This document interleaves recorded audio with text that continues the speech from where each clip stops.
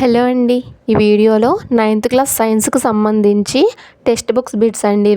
ఇవి only DSC వాళ్ళకే కాకుండా ఆర్ఆర్బి రాయబోయే వాళ్ళకు మ్యాక్సిమం ఈ బిట్స్ తెలిసి ఉండాలండి. ఈ బిట్ల నుంచి ఖచ్చితంగా ఒక బిట్ అయినా వచ్చే అవకాశం ఉంటుంది.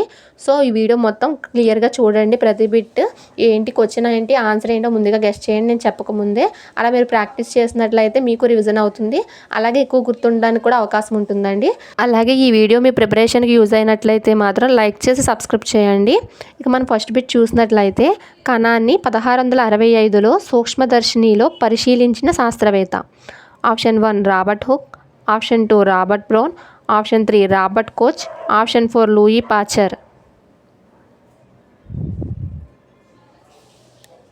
Answer option 1 Robert Hooke. Next question, కణం అనేది ఒక చిన్న గది అనే అర్థం గల ఈ భాషా పదం. Option 1 Greek, option 2 Latin, option 3 Italian, option 4 French.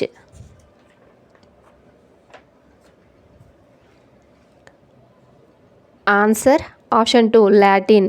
ఒక చిన్న గది, కణం అనేది ఒక చిన్న గది అనే అర్థం ఏ భాషా పదం అంటే లాటిన్ భాషా పదం అండి.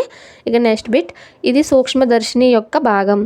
ఆప్షన్ 1 అక్షికటకం, ఆప్షన్ 2 సూక్ష్మ సవరిణి, ఆప్షన్ 3 కండీషనర్, ఆప్షన్ 4 పైవన్నీ.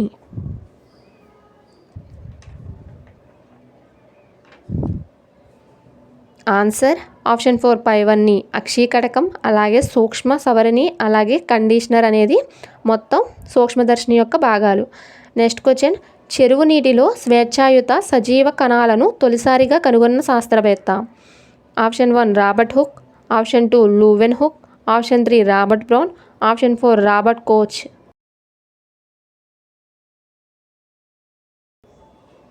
Answer option 4 Robert Koch. చెరువు నీటిలోని స్వేచ్ఛాయుత సజీవ కణాలను తొలిసారిగా కనుగొన్న శాస్త్రవేత్త ఎవరు అంటే మనకి రాబర్ట్ కోచ్ అండి. నెక్స్ట్ క్వశ్చన్, 1831లో కణంలోని కేంద్రకాన్ని కనుగొన్న శాస్త్రవేత్త. Option 1 Robert Brown, option 2 Robert Hooke, option 3 Robert Koch, option 4 Louis Pasteur.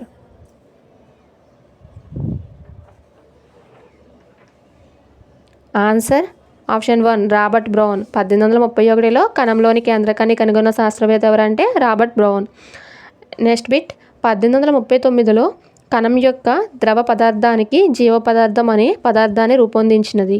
Option 1 Louis Pasteur, option 2 Robert Koch, option 3 Purkinje, option 4 స్లీడెన్.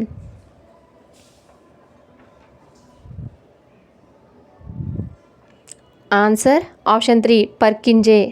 అంటే 1839లో కణం యొక్క ద్రవ పదార్థానికి జీవ పదార్థం అని పదాన్ని రూపొందించింది ఎవరంటే పర్కిన్జే అండి.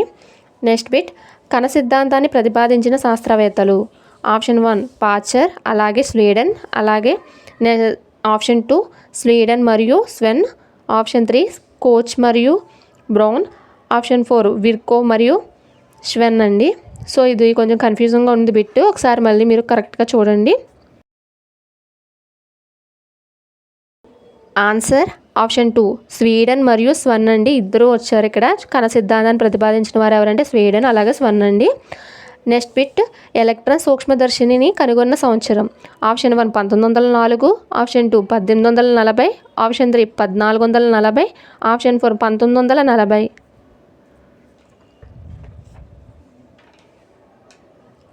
ఆన్సర్ ఆప్షన్ 4 1940లో ఎలక్ట్రానిక్ సూక్ష్మదర్శిని కనుగొన్నారు. ఈ ఇయర్స్ బాగా గుర్తుపెట్టుకోవాలండి. ఇప్పుడు రాయబోయే ఆర్ఆర్బీ ఎగ్జామ్కే కాదు, ఏ ఎగ్జామ్కైనా డిఎస్సిలో అయినా సరే ప్రతి కాంపిటేటివ్ ఎగ్జామ్స్లో అడుగుతుంటాడు. ఇయర్స్ గుర్తుపెట్టుకోవాలి. మీరు ప్రాక్టీస్ చేయడం కూడా ఎలాగో నేను నెక్స్ట్ వీడియోలో చెప్తానండి. ఇక నెక్స్ట్ బిట్ చూసినట్లయితే, కణాలన్నీ పూర్వం ఉన్న కణముల నుండి ఉద్భవిస్తాయని సూచించినది. Option 1 Rudolf Virchow, option 2 Schleiden, option 3 Schwann, option 4 Robert Koch. Answer option 1 Rudolf Virchow. అంటే కణాలన్నీ పూర్వమున్న కణాల నుంచి ఉద్భవించాయి అని సూచించింది ఎవరంటే రూడాల్ఫ్ విర్కో అండి. నెక్స్ట్ బిట్, హైపోటోనిక్ అనగా. ఆప్షన్ 1 అధిక గాఢత ద్రావణం, ఆప్షన్ 2 సమగాఢత ద్రావణం, ఆప్షన్ 3 మిశ్రమ గాఢత ద్రావణం, ఆప్షన్ 4 అధిక ఆప్షన్స్ రెండు ఒకటే ఇచ్చాడండి. ఇక్కడ అల్ప వస్తుంది, అల్పగాఢత ద్రావణం అండి. హైపోటోనిక్ అంటే ఏ గాఢత ద్రావణమో మీరు గెస్ చేయండి ముందుగా. ఆన్సర్ ఆప్షన్ 4 అల్ప గాఢత ద్రావణం అండి. హైపో అంటే అల్ప అని గుర్తుపెట్టుకోండి. హైపర్ అంటే అధిక వస్తుందండి. అలాగే ఇక్కడ సమగాఢత అన్నాడు కాబట్టి దాన్ని ఐసోటోనిక్ అంటారండి. సో ఐసోటోనిక్ అంటే సమగాఢత అవుతుంది, అధిక అయితే హైపర్ అవుతుంది, హైపో అంటేనేమో అల్ప గాఢత ద్రావణం అవుతుంది. సో ఆప్షన్ 4 కరెక్ట్ అండి. సో ఇలాంటి క్వశ్చన్స్ ఇచ్చినప్పుడే కొంచెం కన్ఫ్యూజన్ అవుతూ ఉంటారు. 1-2 సార్లు చూస్తూ ఉండాలండి. సో ఇలా ఈజీగా గుర్తుపెట్టుకోవడానికి ట్రై చేయండి. సో ఇక్కడ మనకి ఆప్షన్ వచ్చేసి మనకి ఆప్షన్ 4 కరెక్ట్ అండి. గుడ్డు పై పెంకులో ఉండే పదార్థం. Option 1 calcium oxide, option 2 calcium carbonate, option 3 hydrochloric ఆమ్లం, option 4 hydrocarbon.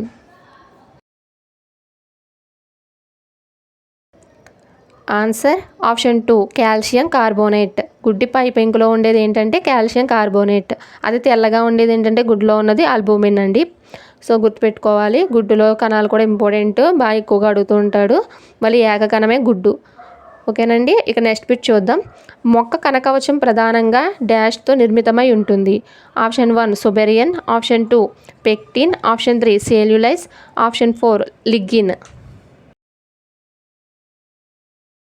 Answer option 3 cellulose. అదేనండి మొక్క కనకవచంలో ఉండేది ఏంటంటే సెల్యులోజ్ అనమాట. Next bit. కేంద్రకాన్ని ఆవరించి ఎన్ని పొరల కేంద్రకాత్వచం ఉంటుంది? ఆప్షన్ 1 1, ఆప్షన్ 2 పొరలు ఉండవు, ఆప్షన్ 3 3, ఆప్షన్ 4 2.